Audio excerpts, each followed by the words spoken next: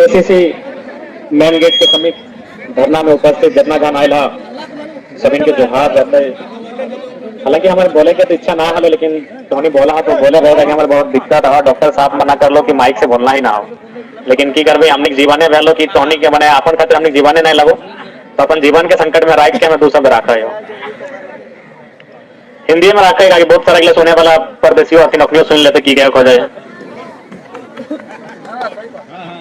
आज इस सभा के माध्यम से, इस बंदी के माध्यम से मैं एसीसी प्रबंधन तक संदेश देना चाहूंगा, तमाम जितने भी मीडिया कर्मी आए हैं उनके माध्यम से। तो देखिए, जब भी किसी जमीन का अधिग्रहण किया जाता है उसमें कुछ तत्व होते हैं विकास के लिए। सबसे पहले दो चीज का होना बहुत आवश्यक होता है, पूंजी और दूसरा जमीन। यदि अगर एसीसी वालों ने पूंजी लगाया है तो जमीन हमारी है। यदि आपको इस कंपनी में, फैक्ट्री में मुनाफा का लाभ मिलता है पूंजी वालों को, तो जमीन वालों को भी लाभ मिलना चाहिए। इसलिए ये हमारे पूर्वजों की भूल कहिए या फिर जागरूकता की कमी कहिए या फिर हमारे नेताओं का नेतृत्व में कमी कहिए कि आज हमें चाहे वेदांता रहे, डालमिया रहे या एफसीआई रहे या फिर एसीसी रहे, हमें धरना देना पड़ता है। जिस समय हमारे पूर्वज जमीन दे रहे थे उस समय कानून बनना चाहिए था कि जब तक एसीसी खड़ा रहेगा और जिनकी जमीनें जाएगी उनकी पीढ़ी दर पीढ़ी आपको नौकरी का भुगतान करना होगा। ऐसे नियम बनने चाहिए थे, लेकिन ना ही किसी राजनेता ने दिलचस्पी दिखाई, ना ही किसी यहाँ के पॉलिटिकल लीडर ने इन बातों को मनाने का काम किया। आज इस बात को मानना होगा कि जमीन कहीं ना कहीं एक किसान के लिए सबसे महत्वपूर्ण होता है। आज हमारे पूरे भारत देश में 28 राज्य और लगभग 8 केंद्र शासित राज्य हैं, और सभी लोग, जैसा कि मैंने देखा है, वे लोग सर्दी, गर्मी और बरसात को सहते हैं, लेकिन झारखंड के लोग एक एक्स्ट्रा चीज सहते हैं, उसको अन्याय कहते हैं। हम लोग अन्याय को सहते हैं। अन्याय सहते सहते कहीं ना कहीं आज हम लोग कायर हो चुके हैं, इस बात को मानना होगा। यही शहीद शक्तिनाथ महतो की मिट्टी है। उनका नाम सुनते थे और जीएम पेंट में 1 नंबर करता था। आज हम लोग इतने कायर हो चुके हैं, आप लोग किसका नाम बता रहे, हम जानते भी नहीं, कोई जयराम सिंह यादव जो भी है, उसका बाप का एक बित्ता जमीन नहीं रहा, माफिया बन के खड़ा है। आपका बाप का सारा जमीन आपका कैपेसिटी नहीं है। आप धरना में बैठिएगा, आप भीख मांगिएगा। हमको शर्म लगता है कि कैसा झारखंड के लोग कैसा अपने आप को बना लिया है कि लोग भीख मांगता है। अरे जिसका वो इतना जमीन नहीं गया है, आप भले उसका खराब बोल रहे हैं, हम तो तारीफ करेंगे जयराम सिंह यादव का। आप भले उसको गाली दे रहे हैं, हम उसका तारीफ करेंगे। तो कहां से आया है, उसका एक बित्ता जमीन नहीं गया है और यहाँ सिस्टम को हिला के रखा है, एसपी डीएसपी को झुका के रखा है, एसीसी को झुका के रखा है, और जिसका बाप का जमीन उन लोग धूम दबा के धरना में बैठा है। धरना में बैठा ये लोग भीख मांग रहा है कि हमको वो मजदूरी दे दीजिए। शर्म नहीं लागो हमरा नीचे, एक लाज नहीं लागो, बताओ तो। जे लोग दिला एक बित्ता जमीन नहीं गया है, चलो से लोग दिला 1 करोड़ टका कमा के चल जाए, और हमारे बाप दिला जमीन दिलवार, चाहे एफसीआई रे, एसीसी रे, गोटे सिंदरी तो हमरा नहीं दे दिला, गोटे सिंदरी तो हमरा नहीं दे दिला, जहां हमारे खेती बाड़ी भवाले और हमने भीख मांगा है। हमरा शर्म लगा है कि आज हमने के नौजवान पीढ़ी की बात कर, चाहे जितना हमने, क्योंकि माए मोसी के लगे हमें देखल नहीं, तकनीक नहीं चाहे, जितना हमारा मर्द समाज है, जितना पुरुष लोग है, इन लोग गुस्सा कहां दिखाएगा, मुर्गी अखा में, इन लोग गुस्सा दिखाएगा तारे गोदाम में, इन लोग गुस्सा दिखाएगा मारी गोदाम में। गुस्सा दिखाना है सिर्फ खेत में रखाओ, कबाड़ के फेंक दे। अगर वास्तव में तो मर्द लगे, मर्दानगी हो, तकनीक गुस्सा कहां दिखाएगा, तारे गोदाम में झगड़ा कर दिया, आके बोलेगा हम तो पिट के आ गए, बहुत बड़ा मर्द है भाई। शाम को अपना पत्नी को दूध ठकरा दे दिया, हम पिट के आ गए, बहुत बड़ा मर्द है। मर्दानगी दिखाना ऐसे गेट में दिखाइए, अगर नहीं बात मानता है कबाड़ के फेंक दीजिए। अरे ज्यादा क्या होगा, ज्यादा से ज्यादा क्या होगा, गोली चलाई गए लोग, तो गोली तो हम लोग का नसीबे में है। शक्तिनाथ के मारला थी, निर्मल के मारला थी, उतना तो छड़ा सांसद सुनील महतो एक मार के मारा देते।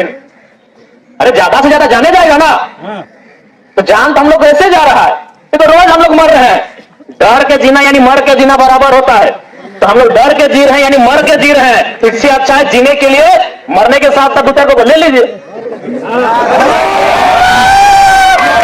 ले लीजिए।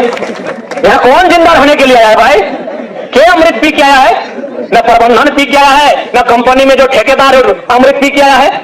मरने के लिए सब आया है, लेकिन हम लोग मरने से पहले मर रहे हैं। मैंने मरे से पहले नहीं कहा, हमने मरे से पहले मुर्दा हो गया। डर के जीना यानी मर के जीना मेरी नजरों में है।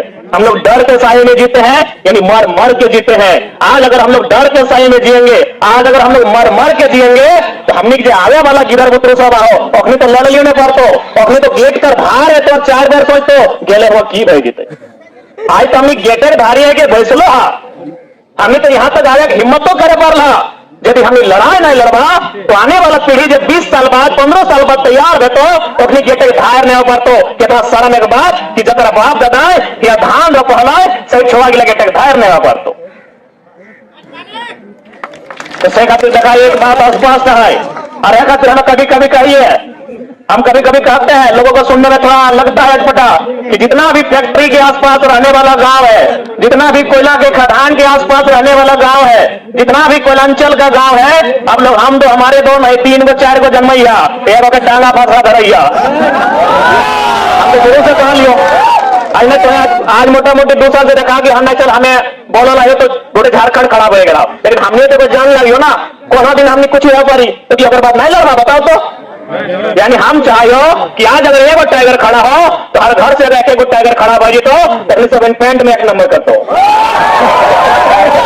तो कि नहीं। आज देखते जा रहा ना कोल्हान के लिए धनबाद तो छोड़ा कोल्हान के लिए जाए से पहले कर लेगी, जरा मत है हम लोग वार्ता कर लेंगे। तो जब हमें यह भाई कि अपना सिस्टम हिला के रखा लाइए तो थोड़ा नहीं तो हर घर से एक छवा ऐसा बाहर है दबाव तो की हाल रहते झारखंड के सोची के देखा। तो जयराम सिंह के गैर ना था, वो तारीफ करा तो नहीं खामो खामो लोगों का गैर दला के इतना तारीफ करा। हम तारीफ करते हैं जयराम सिंह जी, आप जहां के भी हैं आपका तारीफ करते हैं कि आप कितना बलशाली और कितना बाहुबली हैं कि आपका 1 बित्ता जमीन नहीं गया है और आप यहाँ से करोड़ रुपया मुनाफा कमा रहे हैं। और लोग भीख मांग रहा है जिसका बाप का यहाँ जमीन गया है, लोग भीख मांग रहा है कि लोग लड़ने का तरीका भूल गया है, ये लोग लड़ने का तरीका भूल गया है। ये लोग लड़ता है ताड़ी गोदाम में, इन लोग लड़ता है मुर्गा अखड़ा में, इन लोग लड़ता है माड़ी गोदाम में, और रात को लड़ता है पत्नी से। यही हमारा लड़ने का तरीका इन लोग का बदल गया है। बढ़िया इन लोग को सबक सिखाए हैं। अगर जरा सा भी जमीर जिंदा हो तो एक लाइन देख ले, अगर जमीर जिंदा हो तो आज अपन आप के जिंदा करा, राज हमने लगाई कबरो बाप के नहीं लगाई आज। और एक बात प्रबंधन हम आपको चेता देंगे, क्योंकि दीदी सुना रही थी 2019 में आपने ऐसा कुछ किया था तो उस ख्वाब में मत रहिएगा। इसके आपके सामने इस बार पारासात का टाइगर खड़ा है, ठीक है। कौन जीएम है, हम पढ़ा लिखा पीएचडी होल्डर है, पता है कि नहीं, पीएचडी का तैयारी कर रहे हैं। हम सारा लिस्ट निकाल के रखेंगे, उसके बाद आपका क्या दुर्गति होगा कोई हिसाब नहीं कर पाएगा। मानते हैं आपका दिल्ली तक पहुंच है, सुन लीजिए प्रबंधन, मानते हैं आपका दिल्ली तक पहुंच है, लेकिन दिल्ली का फौज यहाँ आते आते टाइम लगता है। ये गनीमत है कि झारखंडी लोगों ने अब तक सहा है। जिस दिन हमने एक्शन का रिएक्शन करेंगे ना उस दिन इस दरवाजे के बाहर कोई कदम नहीं रख पाएगा। और सुनिए, हम लोग कोई बार बार ये जो वर्दी दिखाते हैं, पुलिस दिखाते हैं, एसपी डीएसपी दिखाते हैं, इसे मत दिखाइएगा।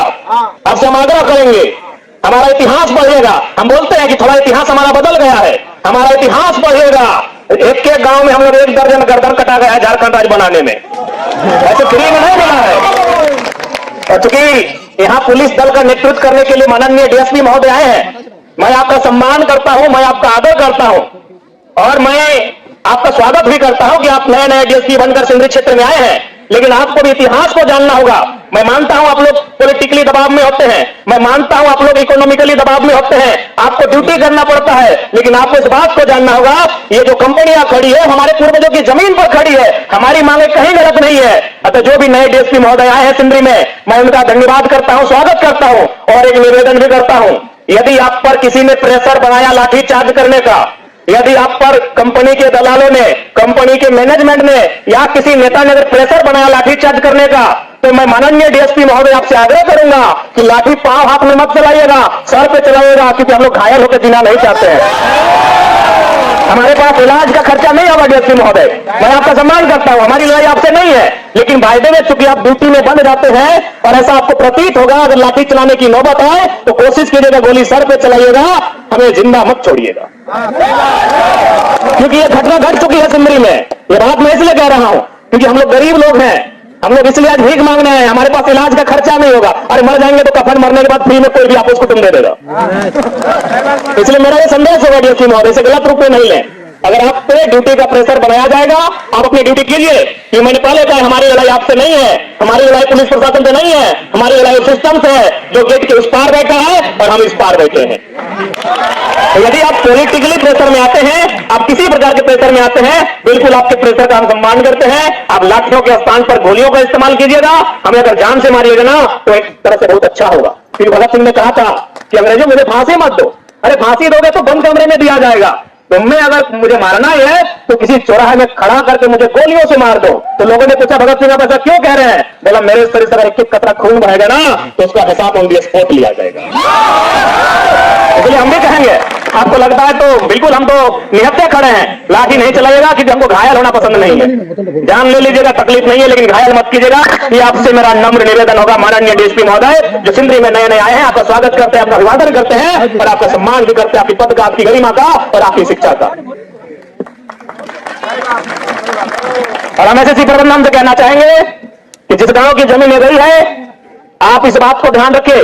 जो भी लोग आए हैं, मैंने हमारे साथियों ने कहा बिहार से आए, गुजरात से आए, राजस्थान से आए, छत्तीसगढ़ से, हमें आपत्ति नहीं है, 25% में आइए, हमें कोई आपत्ति नहीं है। भारत एक संवैधानिक देश है। आप दुनिया के किसी कोने से मजदूर लेकर आइए, 25% में लेकर आइए, बाकी 75% विस्थापितों का होगा, रैयतों का होगा, ग्रामीणों का होगा, झारखंडियों का होगा। आप 25% दुनिया के किसी कोने से ले आइए, हमें आपत्ति नहीं है।